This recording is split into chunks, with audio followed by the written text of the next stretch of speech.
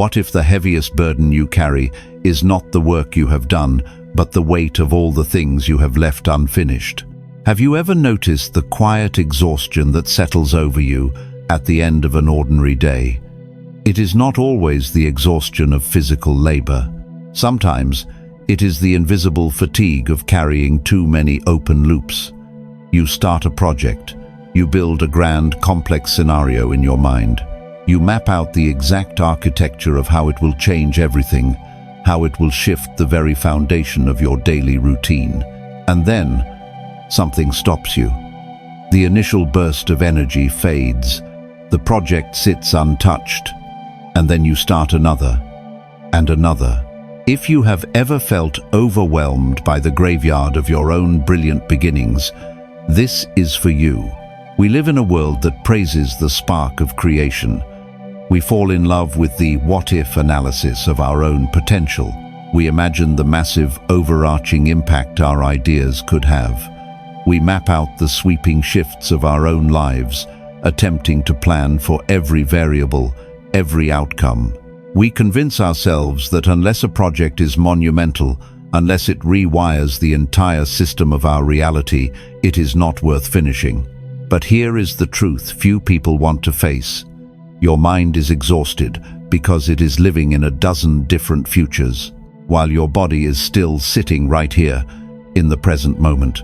Buddhist wisdom teaches us that much of our suffering comes from attachment, but we often misunderstand what attachment means. We think it means clinging to physical things or other people. We forget that the most painful attachment is often to an idealized future. You are suffering because you are fiercely attached to the completed, perfect version of the project that only exists in your mind. When the reality of the work becomes slow, messy, and ordinary, you abandon it. Not because you lack discipline, but because the ordinary, unglamorous reality, all of doing the work, does not match the grand, flawless architecture of your imagination. Think of a seed planted deep beneath the earth. The seed does not grow by calculating the exact mathematical foundation of the entire forest. It does not analyze every possible variable of the sunlight and rain before choosing to sprout. It simply rests in the dark.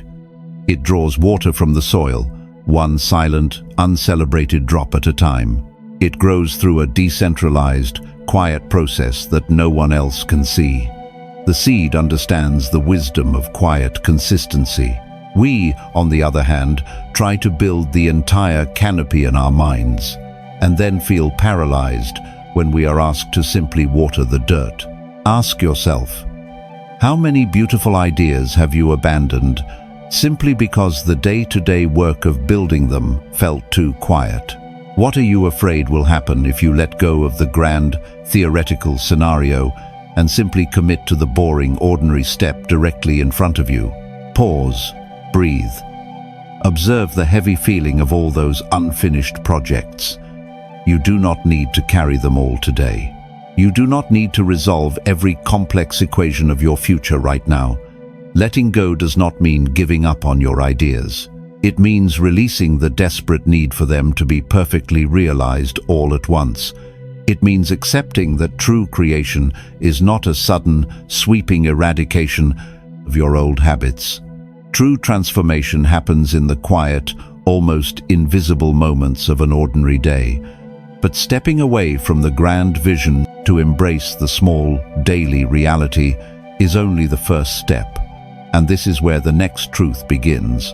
Because before we can find peace in the ordinary, we must first look closely at why we are so obsessed with building a flawless plan in the first place. 2. The illusion of the perfect architecture. What if the harder you try to design a flawless plan, the further peace moves away? Here is the truth few people want to face. We often use planning as a sophisticated form of hiding. When you start a new project, you do not just begin. You build an intricate mental fortress. You research the best tools. You design the perfect schedule. You create a rigid, highly specialized system for how your days will look. But this kind of perfection is incredibly fragile. The moment life interrupts, the moment you are too tired or an unexpected delay occurs, the entire architecture shatters. The foundation collapses because it was too rigid to bend. And so, you abandon the project entirely, waiting for the next spark of inspiration, the next chance to build a flawless system. In Buddhist thought, this suffering arises from the illusion of control. We believe that if we can just arrange our external world perfectly, we will finally be safe enough to create. We cling to the idea of a permanent, unchanging environment where we can execute our visions without friction. Buddhism reminds us of the law of impermanence. Nothing stays still. The conditions will never be entirely in your favor.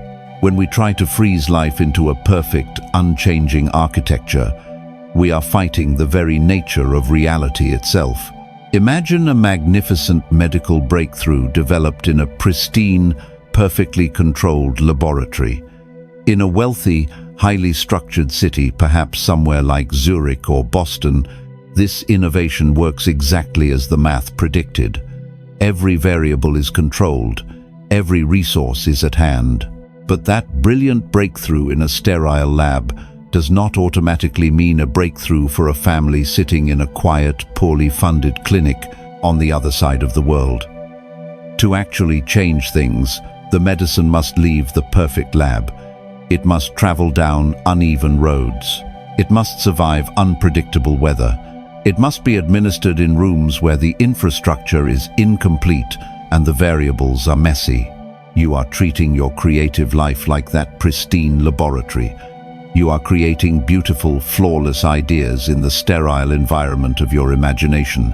But the moment you try to bring those ideas into the messy, unpredictable infrastructure of an ordinary day, you retreat. You refuse to let your projects travel the uneven roads of reality. You demand that the environment be perfect before you take the cure. Think about your own life. What are you still holding on to? Are you holding on to the demand that your creative process must be flawless? What are you afraid will happen if you let go of the perfect plan and simply allow your work to be messy, uneven, and slow? Pause. Breathe. Observe the rigid structures you have built in your mind. See them for what they are, cages disguised as plans. You do not need a perfect environment to begin. You do not need an unbroken streak of flawless days to finish what you started. Let the feeling of imperfection rise without making it your identity. When a project becomes difficult or unglamorous, do not run back to the laboratory of your mind to invent a new one. Stay in the quiet reality of your present moment. Let the storm pass without becoming the storm. Do your part, then release the outcome. Because a flawless plan is useless if it cannot survive the reality of an ordinary Tuesday. Peace is found when you stop fighting the uneven road and simply take the next step. But letting go of the perfect architecture is only the beginning. Because beneath this demand for perfection is a deeper, unspoken exhaustion about how we view our time. And this is where the next truth begins. 3. Moving from a culture of urgency to a culture of optimization. What if your desire to build everything at once is just a disguised form of panic? Here is the truth few people want to face. When you start a new project, it often feels like a race against an invisible clock. You operate in a constant culture of urgency, a state of survival where you believe that if you do not strike while inspiration is hot, the opportunity will vanish forever. You pour all your waking energy into the beginning. You sacrifice your sleep, your peace, and your ordinary routines to fuel this sudden burst of creation. But this urgency is a trap.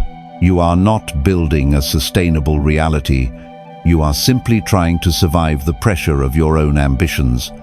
And when the initial adrenaline fades, the project feels too heavy to carry. Buddhist wisdom teaches us about the restless nature of the mind.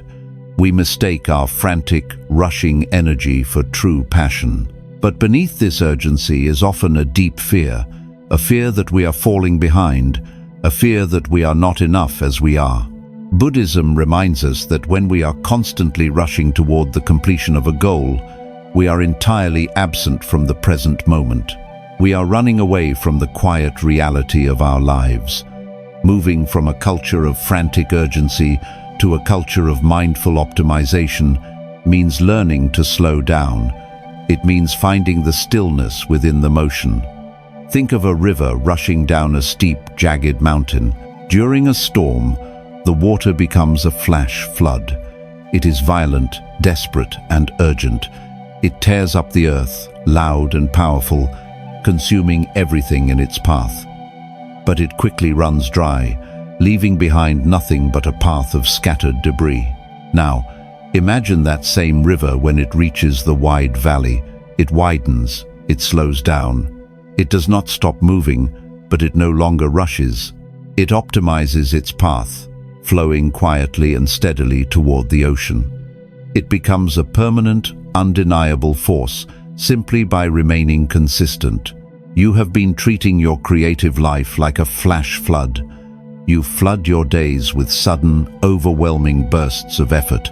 You buy all the supplies, you draft the massive plans, and you try to conquer the entire mountain in a single weekend.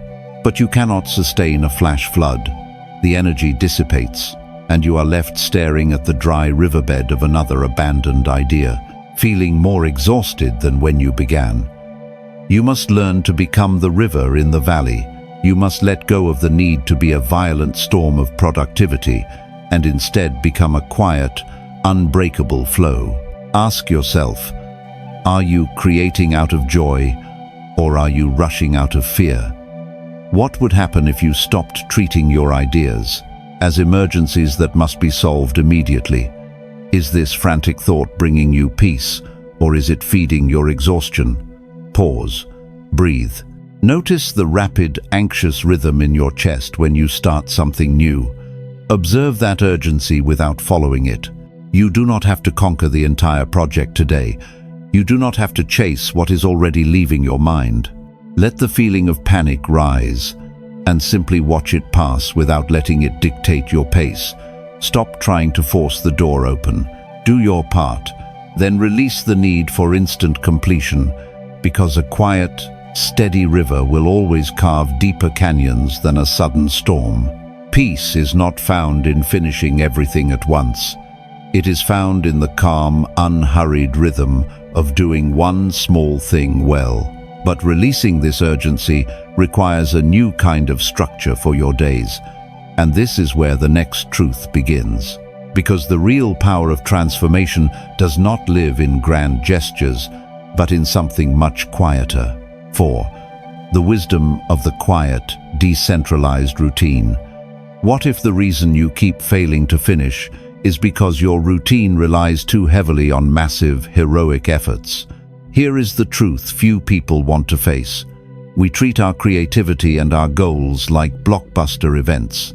We wait for a massive surge of motivation. We convince ourselves that we need to clear our entire schedule, shut out the noise of the world, and make a singular, monumental push to get anything done. But when ordinary life interrupts, when we are tired, when the daily chores pile up, when the mind is simply fatigued, this massive effort becomes impossible to sustain. We abandon the project because we cannot perform a heroic act every single day. Buddhist wisdom teaches the profound value of the middle way. It is the path between extreme obsession and complete abandonment. In Buddhist thought, transformation is not a singular, dramatic explosion. It is a slow, steady accumulation of mindful actions. It is about removing the extremes and finding a quiet rhythm that can survive the mundane reality of daily living. Think of how we often try to heal a profound illness. For a long time, we have relied on a blockbuster approach. We wait for a crisis to occur, and then we apply a massive, specialized intervention to manage the damage. We rely on centralized, overwhelming force to fight the sickness. But true, lasting health does not come from a sudden, desperate intervention. It comes from a quiet, decentralized, automated infrastructure. It comes from the blood silently circulating, the cells dividing in the dark, the immune system constantly scanning without ever asking for your conscious effort. A biological operating system does not wait for a burst of inspiration to keep the heart beating. It simply does the quiet work every single second, distributing the effort so widely throughout the body that it feels like total silence. You are trying to build your projects using the blockbuster method. You are waiting for the massive, centralized burst of energy to sit down and write or build or study. But you do not need a heroic intervention to finish what you started. You need a decentralized routine. You need a system so small, so quiet, and so deeply embedded in the infrastructure of your ordinary day that you do not even need motivation to execute it. 10 minutes of focus while the water boils. One quiet paragraph before you sleep. You need a routine that survives not because it is powerful, but because it is almost invisible. Ask yourself, are you waiting for a massive surge of energy to finally finish your work? What would happen if you stopped trying to be the hero of your own story and simply became quietly consistent? Is the heavy pressure to do something monumental stealing your ability to do something very small? Pause, breathe. Take the grand, overwhelming project and break it down until it is so small it feels almost insignificant. Let the need for a massive breakthrough fall away. Let the silent, ordinary moments carry the weight of your ambition. Do your part, quietly and without force, because true creation does not shatter your ordinary life.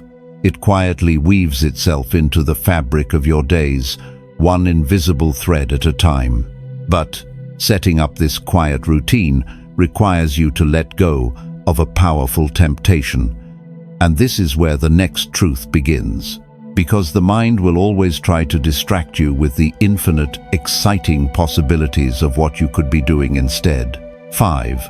Letting go of the unexplored variables. What if your obsession with exploring every possible outcome is the very thing keeping you completely stuck? Here is the truth few people want to face. We often confuse overthinking with productivity. You begin a project, but instead of simply taking the next step, you zoom out. You begin mapping out every potential variable. You construct vast, complex scenarios in your mind, trying to predict exactly how this single idea will ripple outward and change everything. You conduct an endless, theoretical what-if analysis of your own future. You want to know exactly how this path will shift the mathematical foundation of your life, your career, and your financial security. And because you cannot guarantee every outcome, you freeze. You leave the work unfinished because the weight of the variables becomes too heavy to carry. Buddhist wisdom teaches us about the restless nature of the mind, constantly swinging from one branch of possibility to another. It teaches that our suffering deepens when we demand absolute certainty. We suffer because we want to know the exact end of a path before we even take the first step. Buddhism reminds us to practice non-attachment to the future. It teaches us to observe the endless stream of possibilities without needing to control them or predict them. To find peace, we must accept that life is fundamentally unscripted. Imagine a traveler standing on the shore of a vast, misty ocean. They have a strong boat.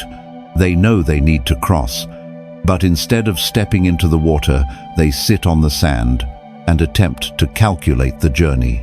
They try to measure the exact height of every future wave. They try to map the shifting depths of the invisible ocean floor. They draw incredibly detailed, complex maps in the sand, charting every potential storm and every shifting wind. They convince themselves that this intense calculation is necessary for survival. But the maps in the sand are not the ocean, and while they sit calculating the unexplored variables, the tide comes in, the day ends, and the boat never leaves the shore. In your creative life, you are sitting on the sand drawing maps. You are endlessly researching, You are calculating the socio-economic impacts of your success or the devastating consequences of your failure. You are trying to perfectly align all the variables before you write the first word, paint the first stroke, or build the first prototype. You are demanding absolute certainty from a world that only offers shifting tides. You are letting the fear of the unexplored keep you stranded on the shore of your own potential. Ask yourself, are you actually planning the work, or are you using the planning to avoid doing the work? Think about your own life. What are you afraid will happen if you step into the boat without knowing the exact height of the waves? Is this endless analysis bringing you peace, or is it feeding your fear of the unknown? Pause. Breathe. Catch your mind the next time it begins to spiral into a massive, complex scenario. Observe the thought without following it down the rabbit hole. You do not need to calculate the wind. You do not need to resolve every variable today. Let the desire for certainty rise, and then gently let it go. Stop trying to chart the entire ocean. Just hold the oars, because peace is not found in knowing every variable before you begin. It is found in trusting your ability to navigate the waters as they come. But stepping into the boat requires you to bring your mind back down to the earth. It requires you to make peace with the smallness of the present moment. And this is where the next truth begins. Because bridging the gap between a massive vision and a quiet reality is the hardest journey of all. 6.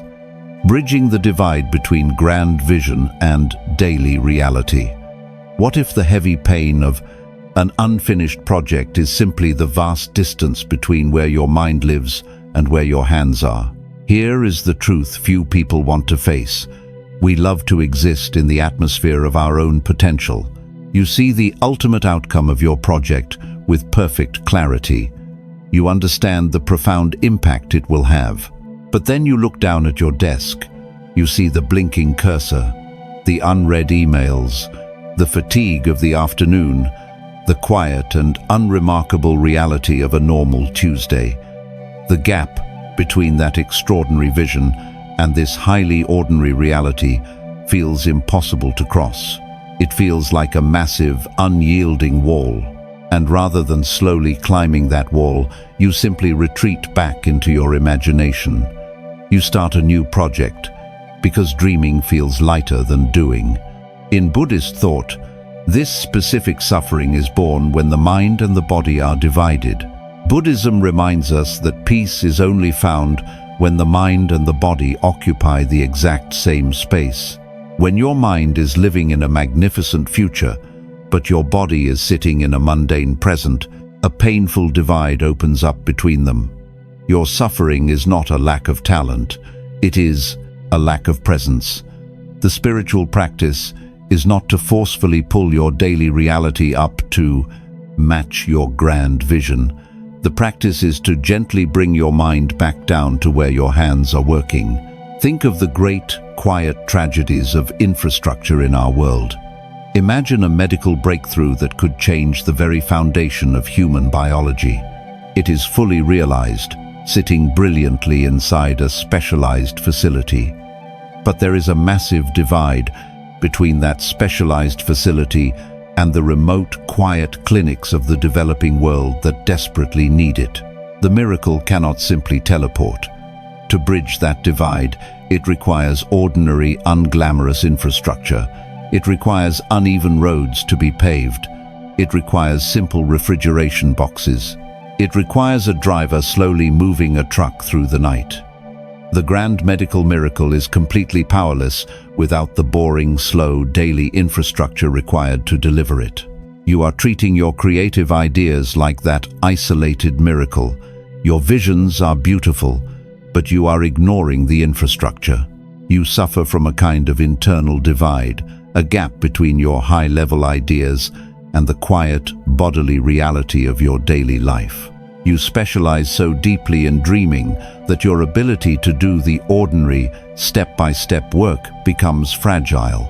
You want the breakthrough to manifest instantly, without having to pave the slow, unglamorous roads of your daily habits. You abandon the work, because building roads feels too boring for someone who has already seen the destination. Ask yourself, are you actually trying to build a bridge? Or are you just standing on the edge, staring at the other side?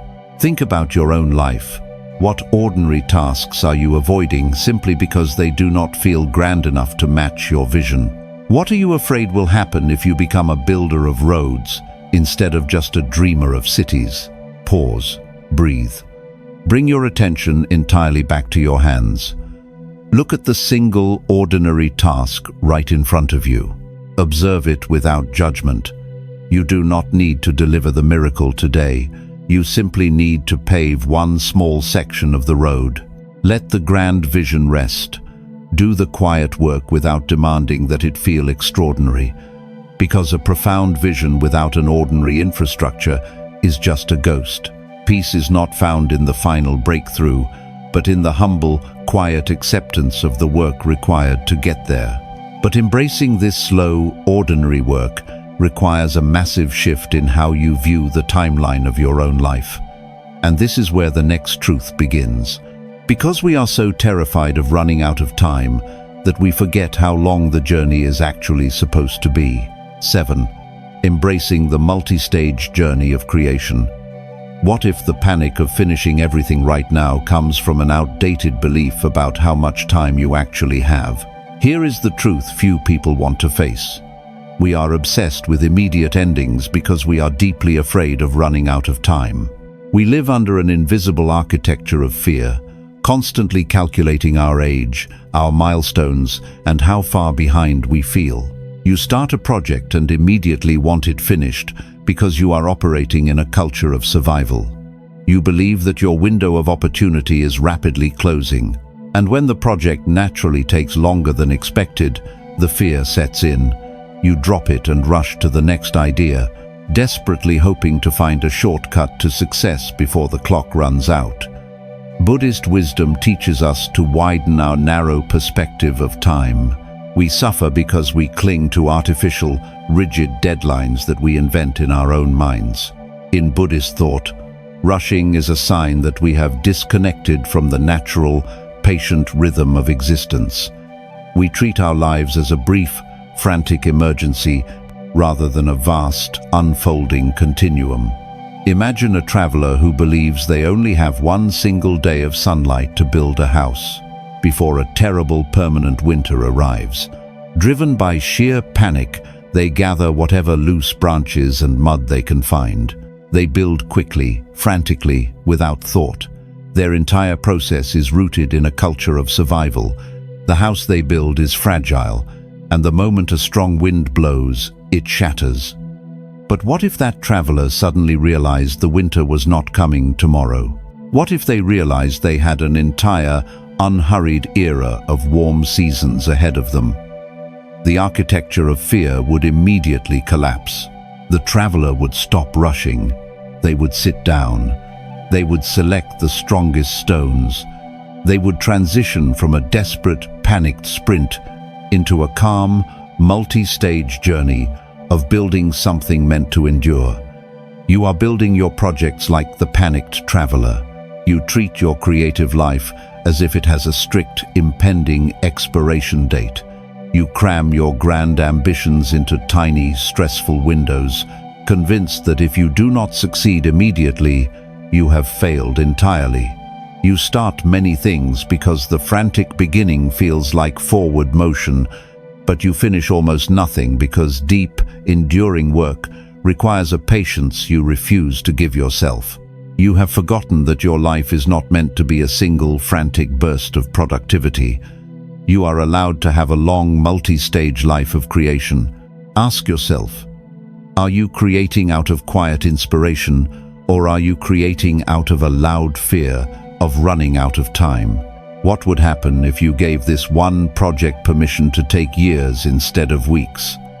Is your rush bringing you peace, or is it ensuring you never truly finish anything? Pause, breathe. Observe the artificial deadlines you have placed heavily upon your own shoulders. You do not need to race against the sun. You do not need to compress your entire potential into a single, overwhelming season. Let the timeline expand. Take the heavy weight of urgency off of today. Do your part, then release the clock. Because true creation is not a desperate race against time. It is a slow, patient offering to the present moment. But to finally rest in that slow, patient offering, we must return to the quiet reality of this exact day and the ordinary repetition required to survive it. And this is where the final truth begins. 8. Finding peace in the ordinary iteration.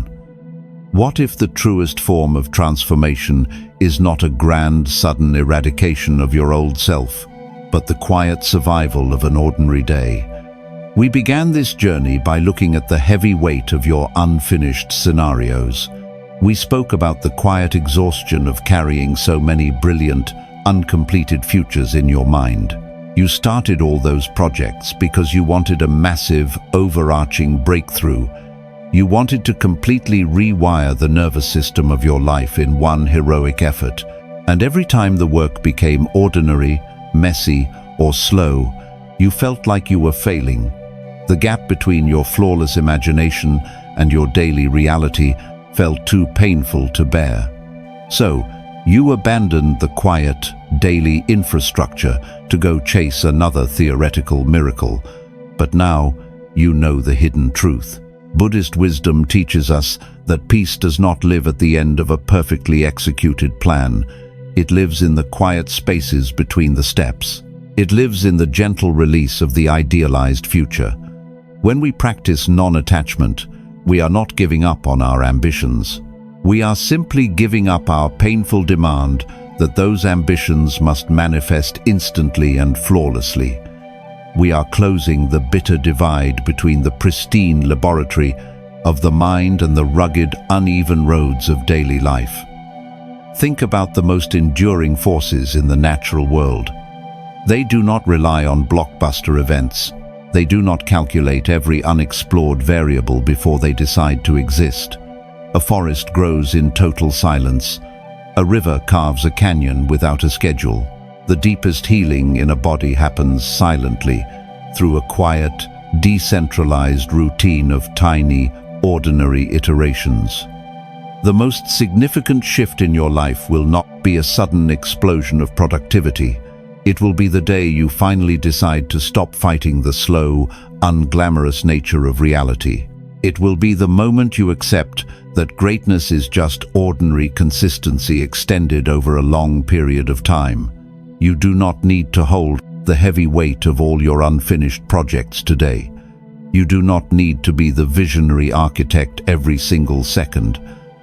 Sometimes, the most spiritual thing you can do is simply sit at your desk, read one page, write one sentence, lay one single stone. You must make your consistency so small, so gentle, and so quiet that it can easily survive an ordinary, tiring Tuesday. Ask yourself, can you forgive yourself for all the things you started and left behind? They were not failures. They were simply ideas that demanded too much of your present moment. Can you look at the mundane reality of this exact day, with all its imperfections, and decide that it is enough? Pause, breathe, let the heavy exhaustion of the grand vision wash away. Let the urgent need to be monumental leave your body. You are not behind, you are not running out of time. You have a long, unhurried journey ahead of you, and there is space for all of it. Trust the slow infrastructure of your daily habits. Let the frantic urge to build everything at once pass without following it. Embrace the quiet, steady dignity of doing one small thing well, and then letting it rest. If these lessons touched your heart, share this video with someone who may need a little more peace today. You can let go now.